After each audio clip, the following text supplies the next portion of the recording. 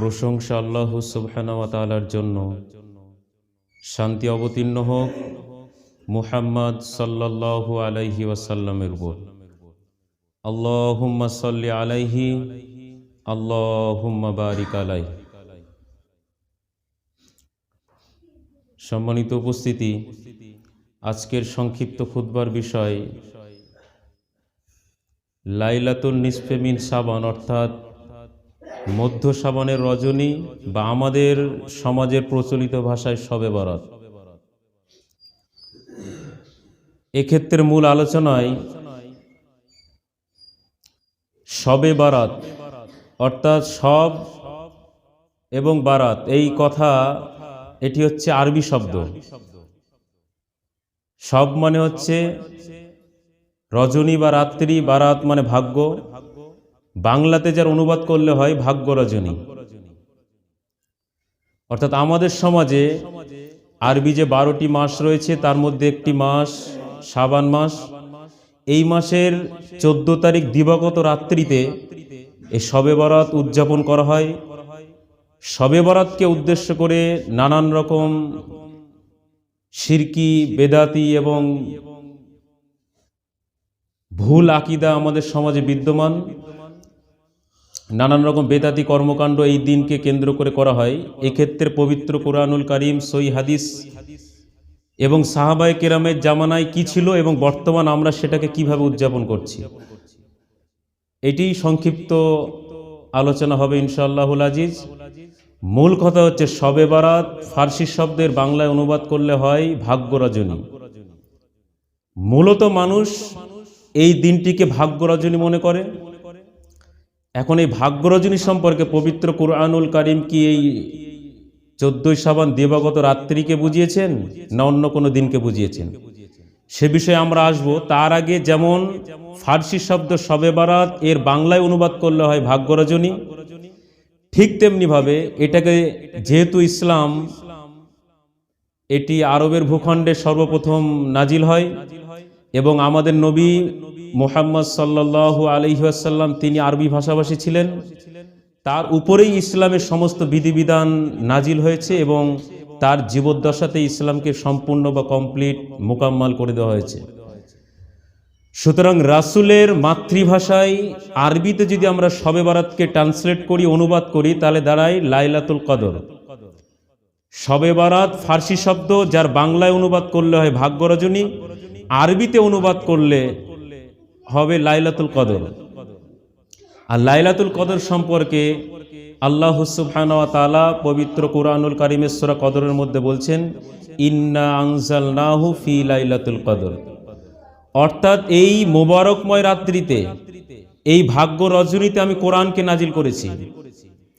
কিন্তু যারা আমরা শবে বারাতকে উদযাপন করি ধর্ম মনে করে, ইবাদত মনে করে, ইসলামিক আমল মনে করে, তাদের কাছে একটি দলিল রয়েছে। তারা বলতে চায় সূরা দুখানের 3 নম্বর আয়াত, যেখানে আল্লাহ সুবহানাহু ওয়া তাআলা বলছেন, ইন্না আনজালনাহু ফি লাইলাতিম মুবারাকা, অর্থাৎ আমি ইহা মানে কোরআনকে নাজিল করেছি একটি বরকতময় রজনীতে। সেই বরকতময় রজনী যারা শবে বারাত উদযাপন করে তারা বলতে চাইছে 14 শাবান দিবাগত রাত্রি। কিন্তু আল্লাহ সুবহানাহু ওয়া তাআলা বললেন, ইন্না আনজালনাহু ফি লাইলাতিম মুবারাকা, অর্থাৎ আমি ইহাকে মানে কোরআনকে নাজিল করেছি একটি বরকতপূর্ণ রাত্রিতে। এবং সূরা কদরের মধ্যে যখন আমরা এই আয়াতটি পড়লাম, আল্লাহ সুবহানাহু ওয়া তাআলা আরো স্পষ্ট করে বললেন, ইন্না আনজালনাহু ফি লাইলাতুল কদর, অর্থাৎ আমি কোরআনকে নাজিল করেছি কদরের রাত্রিতে, লাইলাতুল কদরের রাত্রিতে। এখন লাইলাতুল কদরের রাত্রি কি শাবান মাসে না রমজান মাসে? তারও উত্তর আল্লাহ সুবহানাহু ওয়া তাআলা পবিত্র কুরআনুল কারীমের সূরা বাকারার 185 নম্বর আয়াতের মধ্যে বলছেন, শাহরু রমাদানাল্লাযী উনজিলা ফীহিল কুরআন, অর্থাৎ আমি এই মহিমান্বিত কোরআনকে নাজিল করেছি, অবতীর্ণ করেছি সম্মানিত রমজান মাসে, মহিমান্বিত মাসে। অর্থাৎ রমজান মাসে কোরআনকে নাজিল করা হয়েছে, বরকতময় রজনীতে নাজিল করা হয়েছে। এখন বরকতময় রজনী বলতে যারা শবে বারাত উদযাপন করে তারা বলতে চাইছেন 14 শাবান দিবাগত রাত্রি। কিন্তু এই লাইলাতুল মুবারাকা বলতে পৃথিবীতে সবচাইতে বিশুদ্ধ এবং প্রসিদ্ধ তাফসিরের গ্রন্থ পবিত্র কোরআনুল কারীমের, সেটি হচ্ছে তাফসির ইবনে কাসির।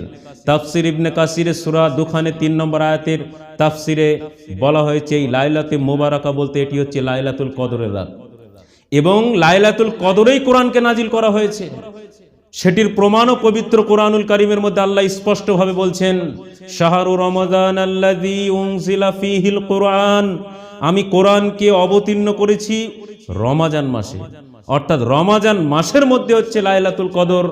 রমাজান মাসের মধ্যেই হচ্ছে একটি বরকতপূর্ণ রাত রয়েছে, যেটিকে বলা হয় লাইলাতুল কদর। এই লাইলাতুল কদরের রাত্রিতে কোরআন নাজিল করা হয়েছে। কিন্তু যারা শবে বরাত উদযাপন করে, 14ই শাবান দিবাগত রাত্রিকে যারা ভাগ্য রজনী মনে করে, তাদের কাছে দাবি বা তাদের বিশ্বাস, তাদের আকীদা হচ্ছে এই 14ই শাবান দিবাগত রাত্রিতে কোরআনকে নাজিল করা হয়েছে। সুতরাং এই দিন একটি বিশেষ দিন। এই দিন যে সমস্ত মানুষরা কবরের বাসী হয়ে গেছে, আখিরাতে পদার্পণ করেছে, তাদের রূহগুলো ফিরে আসে। এই জন্য নানান আলোকসজ্জার মাধ্যমে তাদেরকে ইস্তেকবাল করা হয়, স্বাগতম জানানো হয়, ওয়েলকাম জানানো হয়। এবং তাদের আরও দলিল, তারা নবীর মহব্বতের দাবি করে ওহদের ময়দানে আল্লাহ রসুলের দন্তন মুবারক অর্থাৎ দাঁতকে শহীদ করে দেওয়া হয়েছিল, দাঁত ভেঙে দেওয়া হয়েছিল। সেই জন্য তারা নবী প্রেমিক হিসাবে, নবীর মহব্বতের খাতিরে দাঁত যেমন ভেঙে গিয়েছিল, নবীজি কিছু খেতে পারেননি, ঠিক সেই মহব্বতে তারা এই দিন হালুয়া, রুটি, নরম নরম জিনিস খায়। কিন্তু সম্মানিত উপস্থিতি, এই দাবিগুলি, আরও দাবি রয়েছে যে এই দিনে আগামী 1 বছরের হায়াত, মৌত, রিজিক নির্ধারণ করা হয়। এগুলি আমরা দলিল ভিত্তিক পর্যালোচনায় পরে আসছি। তাহলে আমি বোঝাতে চাইছিলাম, শবে বরাত ফার্সি শব্দ, যার বাংলায় অনুবাদ করলে হয় ভাগ্য রজনী, আরবিতে অনুবাদ করলে হয় লাইলাতুল কদর। এখন এই শবে বরাতের উদ্ভবটা কোথা থেকে আসলো? সম্মানিত উপস্থিতি, ইসলামিক ইতিহাস যদি আমরা অধ্যয়ন করি তাহলে আমরা পাবো 400 হিজরি, অর্থাৎ রাসূল সাল্লাল্লাহু আলাইহি ওয়াসাল্লাম যখন হিজরত করলেন, তারপর থেকে 400 বছরের মধ্যে সমস্ত অগ্নি পূজারকরা, যতগুলি অগ্নি পূজারী ছিল, যতগুলি দেশ ছিল অগ্নি পূজায় বিশ্বাসী, প্রত্যেকটি দেশ তখন মুসলমানদের শাসনের ছত্রছায়ায় চলে আসে। তো বারামাকা নামক এক শ্রেণীর অগ্নি পূজারী, তারা অন্তরে তাদের অগ্নি পূজায় বিশ্বাসী ছিল, এবং মুসলমান শাসকদের থেকে বাঁচার জন্য, মুসলিম খলিফার থেকে বাঁচার জন্য তারা উপরে উপরে মুসলমানদেরকে ধোঁকা দেওয়ার জন্য তারা বলল আমরা মুসলমান হয়ে গেছি। অথচ অন্তরে তাদের কঠিন অগ্নি পূজায় তারা বিশ্বাসী ছিল। আগুনই যে রব, আগুনই স্রষ্টা, সুতরাং মৃত্যুর পরে এই আগুন থেকে বাঁচতে গেলে আমাদের অগ্নিকে দেবতা মানতে হবে, আগুনকে পূজা করতে হবে। এই আকীদা তাদের দিলের মধ্যে বিশুদ্ধ ছিল, অর্থাৎ তাদের আকীদা মজবুত ছিল। কিন্তু মুসলমানরা যেহেতু রাজত্ব করছে, শাসন করছে, দেশের রাষ্ট্র ক্ষমতা মুসলমানদের হাতে রয়েছে, মুসলমান শাসকদেরকে ফাঁকি দেওয়ার জন্য, তাদের কাছ থেকে ফায়দা নেওয়ার জন্য, বিভিন্ন রাষ্ট্রীয় সুযোগ সুবিধা পাওয়ার জন্য, তারা মৌখিকভাবে মুসলমানদের প্রতারণা করার জন্য, ধোঁকা দেওয়ার জন্য তারা ঘোষণা দিল আমরা মুসলিম হয়ে গেছে, অথচ অগ্নি পূজার মহব্বত তাদের দিলে ছিল। এইভাবে 448 খ্রিস্টাব্দে সর্বপ্রথম বাইতুল মুকাদ্দাসে শবে বরাতের উদযাপন করা হয়।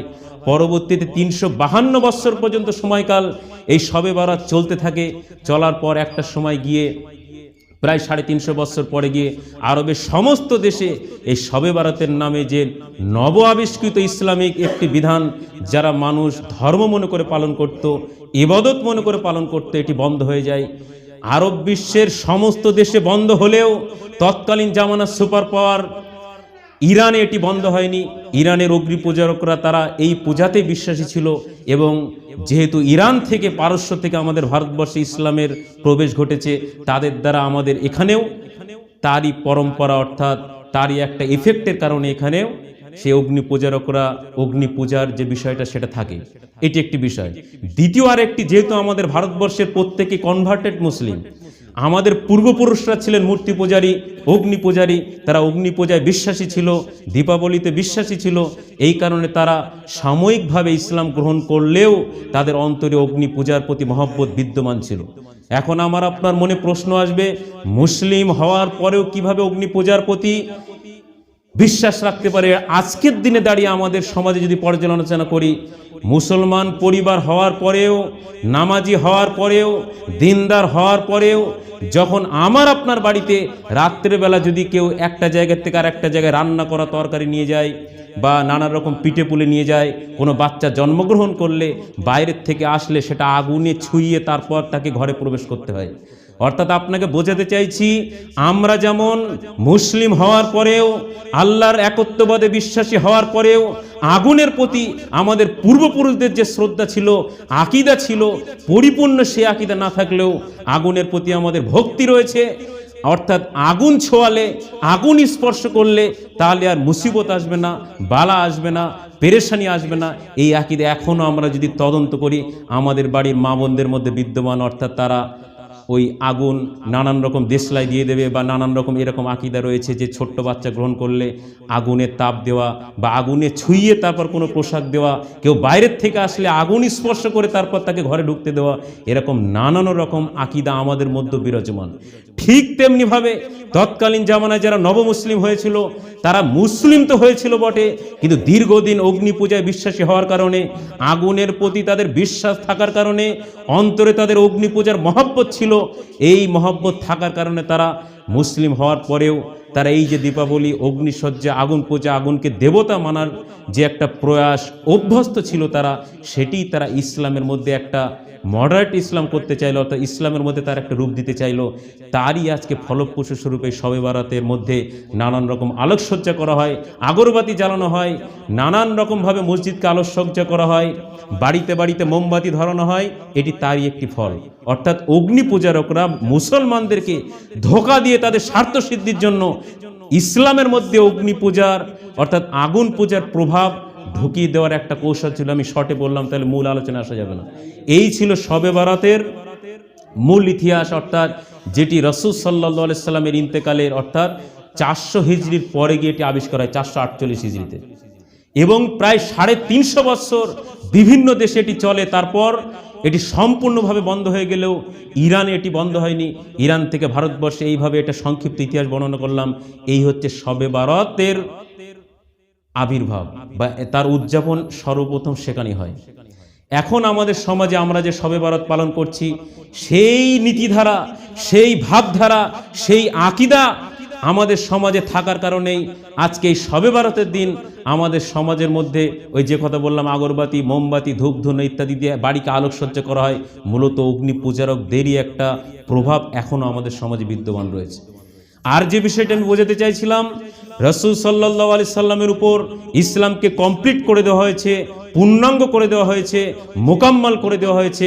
আল্লাহ সুবহানাহু ওয়া তাআলা বলছেন, আল ইয়াউমা আকমালতু লাকুম দীনাকুম ওয়া আতমামতু আলাইকুম নি'মাতি, আমি আজকের দিনে দাঁড়িয়ে তোমাদের এই নিয়ামতকে, ইসলামকে কমপ্লিট করে দিলাম। ইসলামকে কেউ বাড়াতেও পারবে না, কমাতেও পারবে না। ভালো কাজের নাম করে ইসলামের মধ্যে কোনো আমলের কেউ প্রবেশ করাতে পারবে না, খারাপ মনে করে কোনো কিছু বিয়োজন বা বাদও দিতে পারবে না। অর্থাৎ রাসূলের জীবদ্দশায় ইসলাম সম্পূর্ণ হয়েছে, রাসূলের জীবদ্দশায় কোরআন সম্পূর্ণ, রাসূলের জীবদ্দশায় সুন্নাত সম্পূর্ণ, রাসূলের জীবদ্দশায় ইসলামিক ঐতিহ্য, ইসলামিক সংস্কৃতি, ইসলামিক আমল সম্পূর্ণ হয়ে গেছে। রাসূলের মৃত্যুর পর যত বড় বুজুর্গানে দ্বীনই হোক, যত বড় আলেমই হোক না কেন, যত বড় ইমামই হোক না কেন, যত ভালো কাজই হোক না কেন, যদি ইসলামের মধ্যে ভালো মনে করে ঢোকানোর চেষ্টা করে, সেটি হবে বেদাত, সেটি হবে ভ্রষ্টতা। এই জন্য রাসূল সাল্লাল্লাহু আলাইহি সাল্লাম বললেন, কুল্লু বিদাতিন দলালাহ ওয়া কুল্লু দলালাতিন ফিন্নার। দ্বীনের নামে সমস্ত নব আবিষ্কৃত বিষয় হচ্ছে ভ্রষ্টতা, ভ্রষ্টতার ঠিকানা হচ্ছে জাহান্নাম। সম্মানিত উপস্থিতি, বোঝাতে চাইছি, যত ভালো আমলই হোক না কেন, যেটি ইসলামের মধ্যে নাই, রাসূলের যুগে ছিল না, সাহাবায়ে কেরামের যুগে ছিল না, পবিত্র কোরআনে নেই, সহিহ হাদিসে নেই, সুন্নতের মধ্যে নেই, অর্থাৎ আজকের দিনে দাঁড়িয়ে যদি আমরা ভালো মনে করে, ইসলাম মনে করে, ধর্মীয় কাজ মনে করে, সওয়াবের আশায়, নেকির আশায়, আল্লাহর নৈকট্যপ্রাপ্ত হওয়ার আশায় কোনো আমল করি, যেটি পবিত্র কোরআনুল কারিমে নির্দেশনা নেই, সহিহ হাদিসে নেই, রাসূল করেননি, সাহাবায়ে কেরাম করেননি, এরকম আমলই বেদাত বলে বিবেচিত হবে। এবং এরই ঠিকানা আমার আপনার দয়ার নবী বললেন ভ্রষ্টতা, আর ভ্রষ্টতার ঠিকানা হচ্ছে জাহান্নাম। এই জন্য সূরা মুহাম্মদের 33 নম্বর আয়াতের মধ্যে মহান আল্লাহ বলেন, ইয়া আইয়ুহাল্লাযীনা আমানু আতিউল্লাহা ওয়া আতিউর রাসূলা ওয়া লা তুবতিলু আমালাকুম।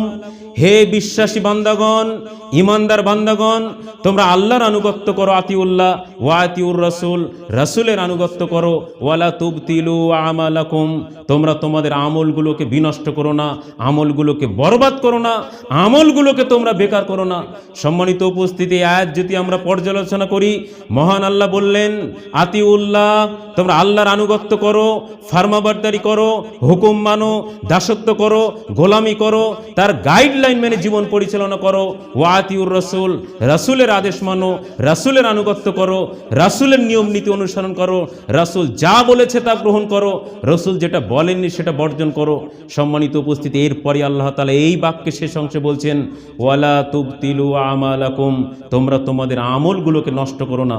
অর্থাৎ আমাদের আমল যদি আল্লাহর হুকুম মোতাবেক না হয়, রাসূলের পদ্ধতি মোতাবেক না হয়, তাহলে আমলটি যত বড়ই হোক না কেন, যত ভালোই হোক না কেন, যত হাজার বছর ধরে সমাজে থাকুক না কেন, যত বড় আউলামায়ে কেরামি করুক না কেন, যত বড় পীর সাহেব, যত বড় বুজুর্গানে দিন, যত বড় ইমাম সাহেব, যত বড় মুহাদ্দিসিনে কেরামি হোক না কেন, যদি সেটি রাসূলের পদ্ধতি মোতাবেক না হয়, কোরআন মোতাবেক না হয়, ইসলামে না থাকে, যত ভালো আমলই হোক না কেন, সেটি বেদাত হবে, সেটি বর্জনীয়, এবং সেটিকে বর্জন না করতে বলে আমরা পথভ্রষ্টতায় লিপ্ত হব। এখন বিষয় আছে, এই শবে বারাতকে কেন্দ্র করে মানুষের কয়েকটি ভ্রান্ত আকীদা রয়েছে। আগেই বললাম, মানুষের ধারণা হচ্ছে এই দিন রূহগুলো ফিরে আসে, অর্থাৎ যারা কবরবাসী হয়ে গেছে তারা এই 14 শাবানের দিবাগত রাত্রিতে, শবে বারাতের দিন রাত্রিতে তারা আবার দুনিয়াতে ফিরে আসে। এই জন্য তাদেরকে মোমবাতি ধরিয়ে আলোকসজ্জার মাধ্যমে মানুষ ইস্তেকবাল করে, স্বাগতম জানায়, ওয়েলকাম জানায়। বাড়ির মহিলারা তারা একটি অন্ধকার ঘরের মধ্যে নানান রকম পিঠে পুলি রেখে দেয়। আগেকার দিনে আবার ছোট্ট ঘর করা হতো, তার মধ্যে রেখে দেওয়া হতো। তাদের আকীদা, তাদের বিশ্বাস, তাদের ধারণা, আমাদের পূর্বপুরুষরা যারা কবরে চলে গেছে তারা এই দিন ফিরে আসে, তারা এসে এই ধরনের খাওয়া দাওয়া করবে, আমাদের সামনে আসবে। অর্থাৎ তারা তাদেরকে ইস্তেকবাল করার জন্য, সম্মান প্রদর্শনের জন্য তারা পিঠে পুলি নানান রকম আলোকসজ্জার মাধ্যমে, আমি বোঝাতে চেয়েছি এটা একটি শিরকি নীতি। এই আকীদা যদি কোনো মানুষের মধ্যে থাকে তাহলে সে মুসলিম থাকতে পারে না। কারণ কোরআন সাক্ষ্য দিচ্ছে, সহিহ হাদিস সাক্ষ্য দিচ্ছে, রাসূল সাল্লাল্লাহু আলাইহি সাল্লাম বলেন, যে ব্যক্তি একবার দুনিয়ার জীবন থেকে আখিরাতে চলে যাবে, কোশ্চিন কালেও সে আর কখনো দুনিয়াতে ফিরে আসতে পারবে না। যেমন মায়ের পেট থেকে দুনিয়াতে আসলে দুনিয়া থেকে আবার মায়ের পেটে যাওয়া সম্ভব নয়, ঠিক তেমনিভাবে যারা দুনিয়ার থেকে আলমে বারজাখে চলে গেছে, কবরের জিন্দেগিতে চলে গেছে, আখেরাতে চলে গেছে, যতদিন কিয়ামত না হবে ততদিন আর মানুষের সঙ্গে কারো কোনো যোগাযোগ হবে না। সেটি একটি আলাদা জগৎ। যেমন মায়ের পেটে একটি জগৎ ছিল, দুনিয়া একটি জগৎ, এরপর আলমে বারজাখ হচ্ছে দুনিয়ার জীবন এবং হাসরের ময়দান আখিরাতের মধ্যবর্তী সময়। এরপর আখিরাতে গিয়ে হাসরের ময়দান হিসাব নিকাশ হবে, তারপর আলটিমেট চূড়ান্ত গন্তব্যস্থল হচ্ছে জান্নাত অথবা জাহান্নাম। দ্বিতীয় আরেকটি বিষয় হচ্ছে, এই দিনকে ভাগ্য রজনী মনে করা হয়, এই জন্যই নামকরণ দেওয়া হয়েছে শবে বারাত, অর্থাৎ বাংলায় বলা হচ্ছে ভাগ্য রজনী। তাদের আকীদা এই দিন রাত্রিতে আগামী 1 বছর হায়াত, মৌত, রিজিক এগুলি নির্ধারণ করা হয়। এটিও একটি ভ্রান্ত আকীদা। তার কারণ রাসূল সাল্লাল্লাহু আলাইহি ওয়াসাল্লাম বলেন, পৃথিবী সৃষ্টির 50,000 বছর পূর্বে মানুষের হায়াত, মৌত, রিজিক, তাকদীরকে নির্দিষ্ট করে দেওয়া হয়েছে, এবং প্রত্যেক বছর লায়লাতুল কদরের রাত্রিতে যে হায়াত, যে মৌত, যে রিজিক, যে তাকদীরকে নির্দিষ্ট করা হয়েছে সেটিকে আগামী 1 বছরের জন্য ফেরেশতাদের কাছে বন্টন করা হয়। সম্মানিত উপস্থিতি, রাসূল সাল্লাল্লাহু আলাইহি সাল্লাম বলছেন, পৃথিবী সৃষ্টির 50,000 বছর আগে হায়াত, মৌত, রিজিক, তাকদীরকে নির্ধারণ করা হয়েছে। অথচ আমরা যারা শবে বারাত উদযাপন করছি, আমাদের আকীদা শবে বারাতের দিন রাত্রিতেই আমার হায়াত, মৌত, রিজিক, ভাগ্য নির্ণয় করা হয়। এই জন্য মানুষ 5 ওয়াক্ত সালাত না পড়লেও, 5 ওয়াক্ত নামাজি না হলেও, ফরজ নামাজ না পড়লেও, ফরজ রোজা না রাখলেও, এই দিন মানুষ নফল নামাজের জন্য মসজিদে ভিড় করে। সারা বছর রমাজান মাসে কাজের অজুহাতে, নানান রকম অজুহাতে ফরজ রোজা না রাখলেও শবে বারাতকে কেন্দ্র করে তারা রোজা রাখে, সিয়াম রাখে। তার কারণ তাদের আকীদা হচ্ছে এই দিন ভাগ্য রজনী, অর্থাৎ এই দিন ভাগ্য নির্ধারণ করা হয়। সুতরাং শর্টকাট একটা বিষয়, আমি সারা বছর যা করি অন্তত শবে বারাতের রাত্রিতে যদি আমি নামাজ পড়ি, এই দিনকে কেন্দ্র করে যদি রোজা রাখি, তাহলে আমার ভাগ্যটা ভালো হবে, আগামী 1 বছর আমার রিজিক বা ইত্যাদি নানান কিছুতে বরকত আসবে। সম্মানিত উপস্থিতি, এখানে বুঝতে হবে যে আজকে একজন ব্যক্তি একটা কোম্পানিতে কাজ করছে, কোম্পানির 8 ঘন্টার ডিউটি ফিক্সড করা হয়েছে, 8 ঘন্টার বিনিময়ে তার বেসিক স্যালারি দেখা গেল 20,000 টাকা। তারপরে 8 ঘন্টা ডিউটি করার পর সে যদি 2 ঘন্টা 4 ঘন্টা ওভারটাইম করে তাহলে তার মূল স্যালারি মাইনাস সঙ্গে যুক্ত হবে, তাই তো নাকি? এখন যদি কোনো কর্মচারী সে 8 ঘন্টা বলছে আমি মূল ডিউটি করবো না, আমি ওভারটাইম করবো, তাহলে কি কোম্পানির কাছে সেটা গ্রহণযোগ্য হবে? ওভারটাইম আগে হয় না ডিউটি আগে হয়? ডিউটিবিহীন কখন ওভারটাইম হয়? শাব্দিকভাবে ভুল, গ্রামারিটিক্যাল ভুল, যুক্তিক দিয়েও ভুল, কোম্পানি ওটা গ্রহণ করবে না। তার কারণ 8 ঘন্টা ডিউটি করার পরে তো ওভার টাইম মানে নির্দিষ্ট যে টাইম ছিল 8 ঘন্টার, সেটা ওভার হওয়ার পরেই তো সে ওভারটাইম করছে, অর্থাৎ নির্ধারিত সময় পেরিয়ে যাচ্ছে বলে ওভারটাইম, তখন তাকে আরো বেশি মানে পারিশ্রমিক দেওয়া হয় কোম্পানির পক্ষ থেকে। তাহলে যদি কোনো মানুষ 8 ঘন্টা ডিউটি না করে তাহলে কি তার ওভারটাইম দেওয়া হবে? 30 দিনের মধ্যে 20 দিন সে 8 ঘন্টা ডিউটি করলো না, 10 দিন আসলো, তাও আবার বলছে আমি ওভারটাইম করবো, তো এটা যেমন অযৌক্তিক হবে, ঠিক তেমনি ভাবে আল্লাহ সুবহানাহু ওয়া তাআলা 5 ওয়াক্ত নামাজকে ফরজ করেছেন, রমাজান মাসে সিয়ামকে রোজাকে ফরজ করেছেন। মানুষ ফরজ রোজা রাখে না, ফরজ নামাজ পড়ে না, শবে বরাতের দিন গিয়ে ভাগ্য নির্ধারণ করার জন্য, ভাগ্যের উন্নতি ঘটানোর জন্য, তাকদীরের পরিবর্তন ঘটানোর জন্য ফরজ নামাজকে ছেড়ে দিয়ে তারা রাত্রিতে মসজিদে ভিড় করে তারা নফল নামাজ পড়ে, শবে বরাতের নামাজ পড়ে, 100 রাকাত নামাজ পড়ে, 3 দিন ধরে রোজা রাখে। সম্মানিত উপস্থিতি, উদাহরণ যেমন বুঝলাম এটু তেমন কোম্পানির কাছে যেমন মূল ডিউটিবিহীন ওভারটাইম গ্রহণযোগ্য নয়, আরে গ্রহণযোগ্য তো দূরের কথা, মূল ডিউটি না করে আজ পর্যন্ত কোনো পাগল কর্মচারী কোনোদিন দাবি করেনি যে আমি ওভারটাইম করব। ঠিক তেমনি ভাবে আজকে আমাদের সমাজের বাস্তবতা এমন, পাগলের চাইতে অধম, 5 ওয়াক্ত ফরজ নামাজ না পড়ে, রমাজানের ফরজ সিয়াম পালন না করে, শবে বরাতকে কেন্দ্র করে মানুষ মসজিদে ভিড় করছে, নামাজ পড়ছে, নফল নামাজ পড়ছে, অতিরিক্ত নামাজ পড়ছে এবং শবে বরাতকে কেন্দ্র করে রোজা রাখছে। এগুলো মূর্খামি, অর্থাৎ ফরজ ব্যতীত কোনো নফল নামাজের গ্যারান্টি দেওয়া হবে না, অর্থাৎ ফরজকে আদায় করার পরে তারপর হচ্ছে নফল। তাহলে এক হচ্ছে ভাগ্য রজনী, হায়াত মৌতের বিষয় গেল, রুহু আগমনের বিষয় গেল, এরপরে আরও নানান রকম আকীদা রয়েছে। এই দিনকে কেন্দ্র করে মানুষ বাড়ি বাড়ি অর্থাৎ ধর্মীয় ব্যবসায়ীরা ব্যবসা বানিয়েছে, শবে বরাতে 10 দিন 15 দিন আগের থেকে বাড়ি বাড়ি গিয়ে কোরআন পড়া হয়। সম্মানিত উপস্থিতি, বোঝাতে চাইছি কোরআনকে নাজিল করা হয়েছে মানুষ মারা গেলে পড়ার জন্য নয়, কোরআন খতমের জন্য নয়, কোরআনকে নাজিল করা হয়েছে আল্লাহ সুবহানাহু ওয়া তাআলা বলছেন মানব জাতির জন্য পথ নির্দেশক হিসাবে, অর্থাৎ মানব জাতির জন্য গাইডলাইন, ব্যক্তিগত জীবন, পারিবারিক জীবন, সামাজিক জীবন, অর্থনৈতিক জীবন, রাজনৈতিক জীবন, ধর্মীয় জীবন কেমন হবে তারই গাইডলাইন, অর্থাৎ কোরআন থেকে শিক্ষা নিতে হবে, গাইড নিতে হবে এবং এই জীবনে তার বাস্তবায়ন ঘটাতে হবে। অথচ ধর্ম ব্যবসায়ীরা তারা দেখলো মানুষকে মূর্খ রাখতে হবে, কোরআন থেকে দূরে রাখতে হবে, কোরআন বুঝলে তো আমার মুরব্বী, আমার কৃতিত্ব, অর্থাৎ আমার বুজুর্গি খাটবে না, এই জন্য তারা মানুষকে কোরআনকে দূরে রেখে কোরআনের প্রতি এমন একটা আবেগ সৃষ্টি করা হয়েছে। কোরআন মানে শবে বরাতের দিন পড়তে হয়, কোরআন মানে মানুষ মরে গেলে পড়তে হয়, কোরআন মানে একটা ভালো পাকসাক জায়গায় তুলে রাখতে হয়, কোরআন মানে এখানে মানে এর একটা আদব, এমন একটা ভয় ধরিয়ে দেওয়া হয়েছে সাধারণ মানুষ ও সমস্ত গুনার কাজ করবে কিন্তু কোরআনের ধারে পাশে যাবে না। কেন? মানে কোরআন থেকে ভয় দেখিয়ে ধর্ম ব্যবসায় দূরে রেখেছে। অর্থাৎ আমি বোঝাতে চাইছি কোরআনকে পাঠানো হয়েছে জীবনের গাইডলাইন হিসাবে।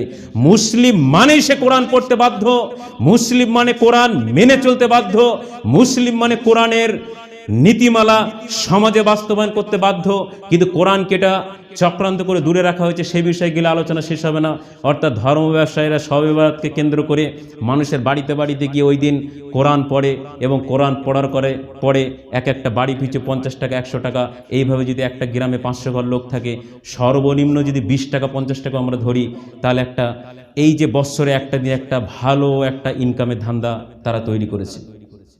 তারপরে জন্ম মৃত্যু দিবসে কোরআন পড়লে পরে একটা গ্রামে 400 ঘর লোক থাকলে সারা বছর মানুষ যে মরেছে, অর্থাৎ মৃত্যুবার্ষিকী যদি পালন করা হয়, মৃত্যু দিবস পালন করা হয়, তাহলে দেখা যাচ্ছে বছরে এরকম মানে ঘুরতে ঘুরতে প্রত্যেক দিনই কোনো না কোনো দিন কোনো না কোনো পরিবারে মৃত্যু দিবস আসবে, সেখানে কমসে কম 200-500 টাকা ধর্ম ব্যবসায়ীদের ইনকাম হবে। এইভাবে মানুষকে মিসগাইড করে পথভ্রষ্ট করে তাদের ব্যক্তি স্বার্থ চরিতার্থ করার জন্য ইসলামের সঙ্গে যার দূরতম কোনো সম্পর্ক নেই, অর্থাৎ এই শবে বরাত 448 হিজরিতে মানুষ বানিয়েছে। রাসূলের ধর্মের শবে বারাত নেই, পবিত্র কোরআনে শবে বারাত শব্দই নেই, সহিহ হাদিসের মধ্যে শবে বারাতের কোনো ইঙ্গিত নেই। অর্থাৎ সাহাবায়ে কেরামের যুগে শবে বারাত উদযাপন করা হয়নি, 4 ইমামের যুগে শবে বারাত উদযাপন করা হয়নি। মানুষ এগুলিকে করছে। অর্থাৎ এই দিনে যত রকম যা করা হয়, মোমবাতি ধরানো, ধূপ ধরানো, ভালো মন্দ খাওয়া দাওয়া, বাড়ি বাড়ি কোরআন পড়া, কবর জিয়ারত করা, রাত্রিতে জড়ো হয়ে নফল সালাত আদায় করা, এই দিবসকে কেন্দ্র করে রোজা রাখা, একটিও পবিত্র কোরআন সহিহ হাদিস মোতাবেক নয়, একটিও সুন্নাহ মোতাবেক নয়, একটিও আল্লাহ রসুল করেননি। যে আমলগুলির কথা আমি উদাহরণ দিলাম, এরকম কোন আমল 4 ইমাম করেননি, সাহাবায়ে কেরাম করেননি, নবীজি করেননি। এটা পরবর্তীতে নব আবিষ্কৃত বিষয়। সময় সংক্ষিপ্ত, এরপর আরেকটি কথা না বললে নয়, এই রিলেটেড যত বর্ণনা এসছে, অর্থাৎ এই বর্ণনাগুলোকে জাল হাদিস, এই শবে বারাতের আমলগুলোকে প্রমাণ করার জন্য জাল হাদিস তৎকালীন জামানায় বানানো হয়েছে। সব হাদিসই জাল এবং জয়ীফ। একটি মাত্র বর্ণনা কিছু কিছু মুহাদ্দিসিনে কেরামরা তারা হাসান পর্যায়ের সহি বলেছেন। যেমন সেখানে এইসব কোনো আমলের কথা নেই। বলা হয়েছে মধ্য সমানের রজনীতে আল্লাহ সুবহানাহু ওয়া তাআলা দুনিয়ার দিকে দৃষ্টি নিক্ষেপ করেন এবং সাধারণ ক্ষমা ঘোষণা করেন মুশরিকিন মুসাইন, অর্থাৎ যারা মুশরিক এবং যারা ওই চকলখড়ি করে, গীবত করে বেড়ায়, মানুষে মানুষে দ্বন্দ্ব বাঁধায়, যাদের অন্তর মানুষের প্রতি খারাপ বিরূপ মনোভাব পোষণ করে, এই 2 শ্রেণী ব্যতীত আল্লাহ সুবহানাহু ওয়া তাআলা সবাইকে সাধারণ ক্ষমা ঘোষণা করেন। আচ্ছা, এই হাদিসের মধ্যে কি বাড়ি বাড়ি কোরআন পড়া প্রমাণ হয়? এই হাদিসের মধ্যে কি হালুয়া রুটি খাওয়া প্রমাণ হয়? এই হাদিসের মধ্যে কি মোমবাতি ধরানো প্রমাণ হয়? এই হাদিসের মধ্যে কি কোনো রোজা রাখার কথা বলা হলো? এই হাদিসের মধ্যে কি শবে বারাতকে কেন্দ্র করে কোনো নামাজ পড়ার কথা বলা হলো? আল্লাহ সুবহানাহু ওয়া তাআলা বললেন এই দিন সাধারণ ক্ষমা ঘোষণা করেন। যদিও এই হাদিসটি ইখতিলাফি, তারপরে কিছু কিছু মুহাদ্দিসিনে কেরামরা তারা এটাকে হাসান বলার চেষ্টা করেছেন। আমি এখন যদি ধরেই নিই হাদিসটি সহিহ, তারপরে আল্লাহ সুবহানাহু ওয়া তাআলা এই দিন সাধারণ ক্ষমা ঘোষণা করেন কাদের?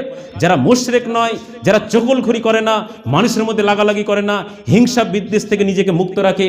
অর্থাৎ 2টি আমলের কথা বলা হলো। কেউ যদি শিরক পরিত্যাগ করে, বিদ্বেষ পরিত্যাগ করে, তাহলে তাকে আল্লাহ সুবহানাহু ওয়া তাআলা ক্ষমা করবেন।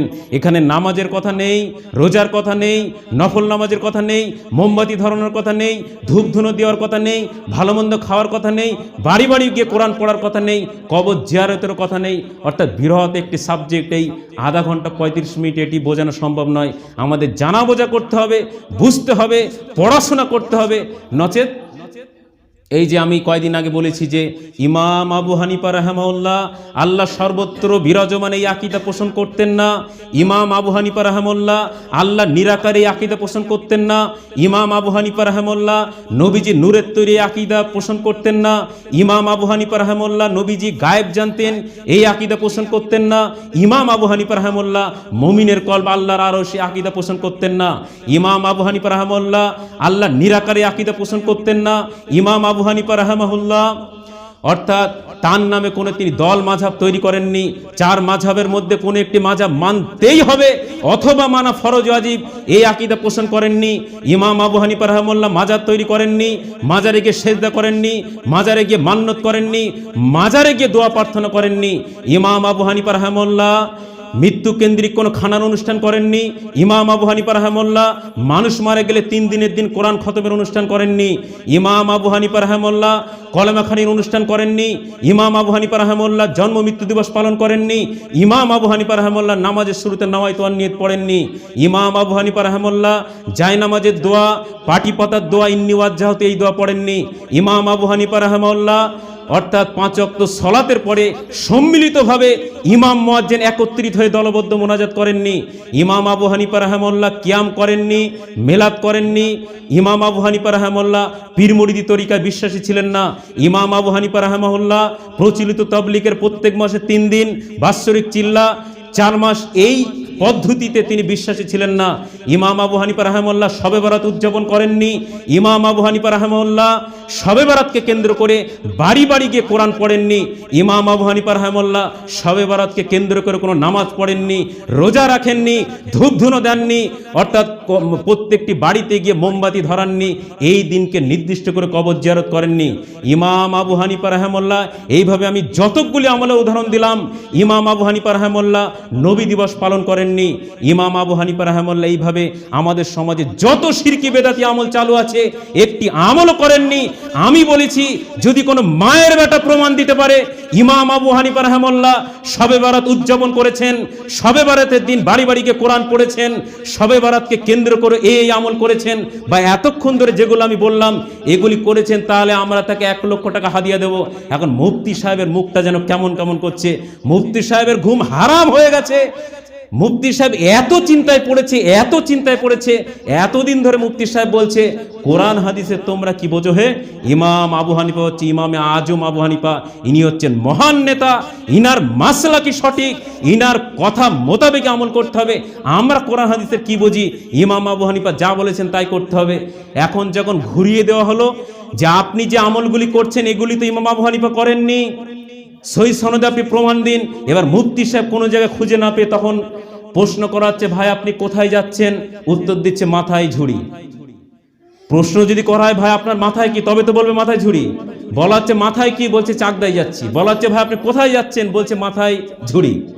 অর্থাৎ যখন প্রমাণ দিতে পারছে না, চিন্তা করে করে গবেষণা করে করে এখন বলা হচ্ছে ভাই এইগুলি যদি আবু হানিফা থেকে প্রমাণ করা হয় যে ইমাম আবু হানিফা রাহিমাহুল্লাহ প্রচলিত পীর মুরিদি তরিকা বিশ্বাসী ছিলেন, ইমাম আবু হানিফা রাহিমাহুল্লাহ 5 ওয়াক্ত নামাজের পর সম্মিলিত মুনাজাত করেছেন, ইমাম আবু হানিফা রাহিমাহুল্লাহ শবে বারাত উদযাপন করেছেন, ইমাম আবু হানিফা রাহিমাহুল্লাহ শবে বারাতকে কেন্দ্র করে বাড়ি বাড়িকে কোরআন পড়েছেন, এগুলো যদি কেউ প্রমাণ করতে পারে তাকে 1 লক্ষ টাকা হাদিয়া দেওয়া হবে।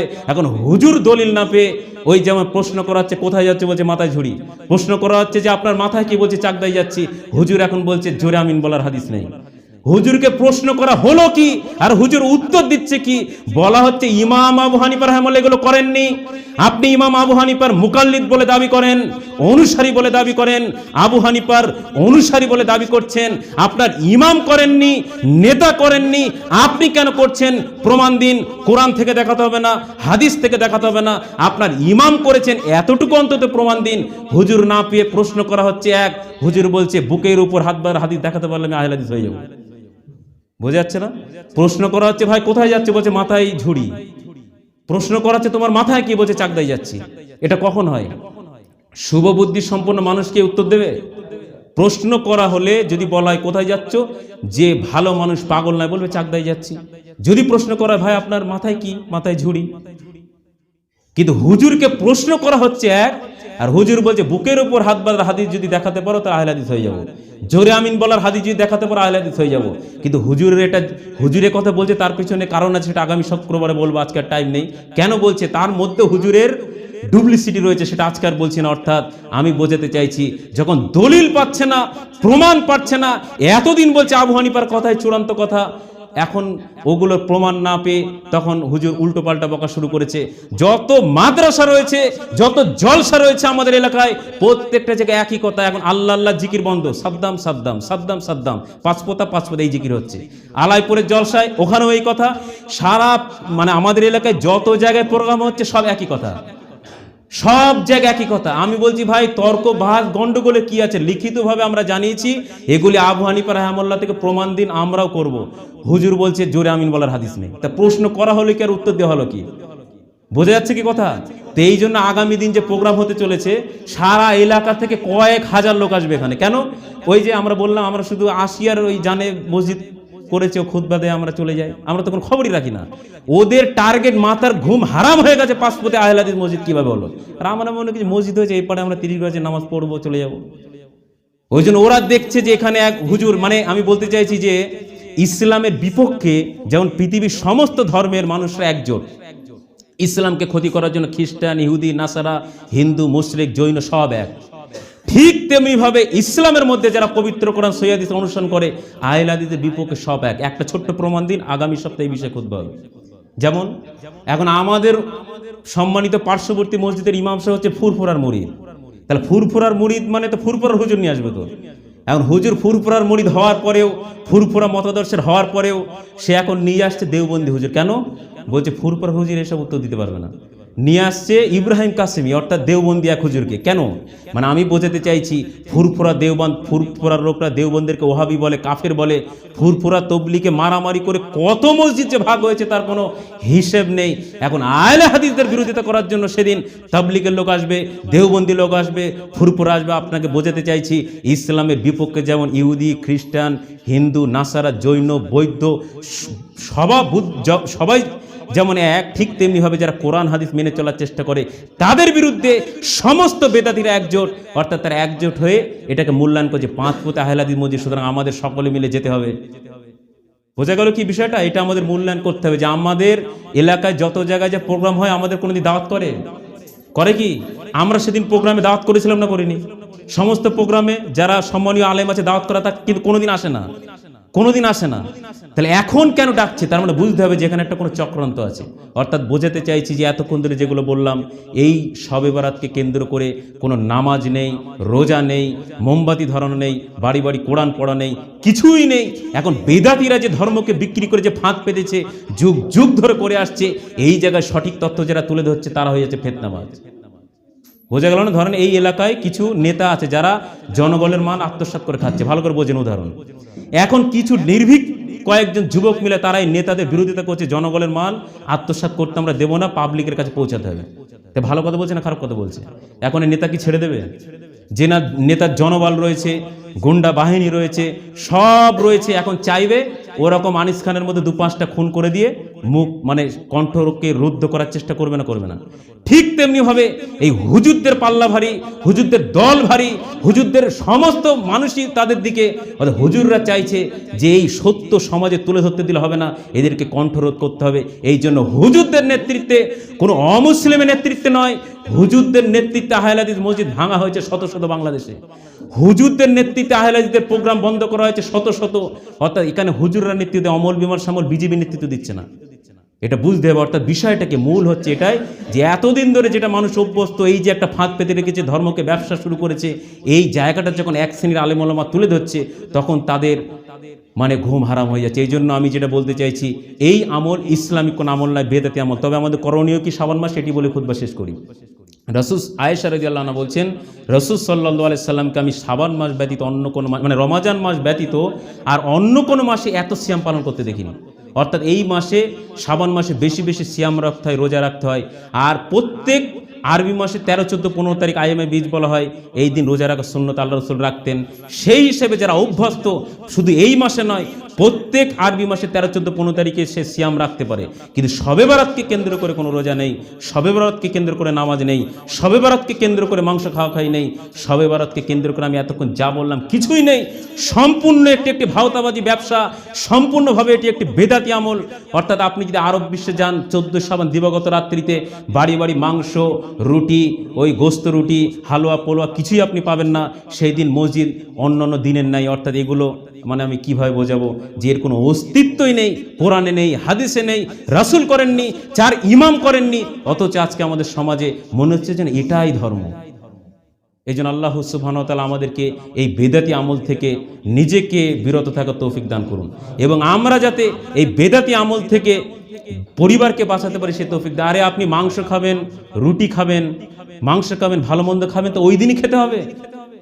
আপনি যে কোনো দিন মাংস খান, যে কোনো দিন রুটি খান, যে কোনো দিন আপনি ক্ষীর পিঠে পুলি খান, তো ওই দিনে কেন? ওই দিনটা নির্দিষ্ট করাই তো মানে বিভ্রান্তিগত আকীদা রয়েছে। অর্থাৎ ওই দিনে এই আকীদার কারণে ওই দিনটি উদযাপিত হয়, এই কারণে ওই দিনটি উদযাপিত হয়। তাহলে আপনি সহি আকীদার দাবি করেন, সহি সুন্নাহ মানার চেষ্টা করছেন, যে আকীদার উপর ভিত্তি করে ওই দিনটি উদযাপিত হয়, সেদিন কেন আমার আপনার ঘরে মুরগি জবাই হবে? সেদিন কেন আমার আপনার বাড়িতে মাংস নেওয়া হবে? সেদিন কেন আমার আপনার বাড়িতে রুটি খাওয়া হবে? আপনি অন্য দিন খান, খেতে তো কোনো বাধা নেই। আল্লাহ সুবহানাহু ওয়া তাআলা হালাল পবিত্র জিনিস খেতে বলেছেন। কিন্তু বেদাতিরা যেদিনকে উদ্বোধন করছে, আপনি হয়তো মোমবাতি ধরালেন না, আপনি হয়তো নামাজ পড়লেন না, রোজা রাখলেন না, কিন্তু আপনি খাওয়াই তো শরীক হলেন। একটা না একটা দিকে তো বেদাতির সাথে মিল হয়ে গেল। ওই জন্য এগুলোকে আমাদের বয়কট করতে হবে, নিজেকে বিরত রাখতে হবে, পরিবারকে বিরত রাখতে হবে, এরই দাওয়াতি প্রচার চালাতে হবে যে শবে বরাত বলে ইসলামে কিছু নেই। অর্থাৎ এটি একটি বেদাতি আমল, এর থেকে বিরত থাকতে হবে, নচেত হাসরের ময়দানে কোনো ফরজ নফল কোনো ইবাদতই কবুল হবে না। রাসূল সাল্লাল্লাহু আলাইহি সাল্লাম বলবেন, সুকান সুকান, দূর হও দূর হও। এই জন্য আল্লাহ সুবহানাহু ওয়া তাআলা আমাদের সঠিক বুঝ দান করুন। আল্লাহ আমরা যাদের শিরক এবং বেদাত মুক্ত হয়ে জীবনযাপন করতে পারি সে তৌফিক দান করুন। আমাদের মধ্যে যারা অসুস্থ রয়েছে তাদেরকে সুস্থতা দান করুন। আল্লাহ যারা কবরবাসী হয়ে গেছে তাদেরকে কবরের আযাবকে আপনি মাফ করে দিন। রব্বানা আতিনা ফিদ দুনিয়া হাসানা ওয়া ফিল আখিরাতি হাসানা ওয়া কিনা আযাবান।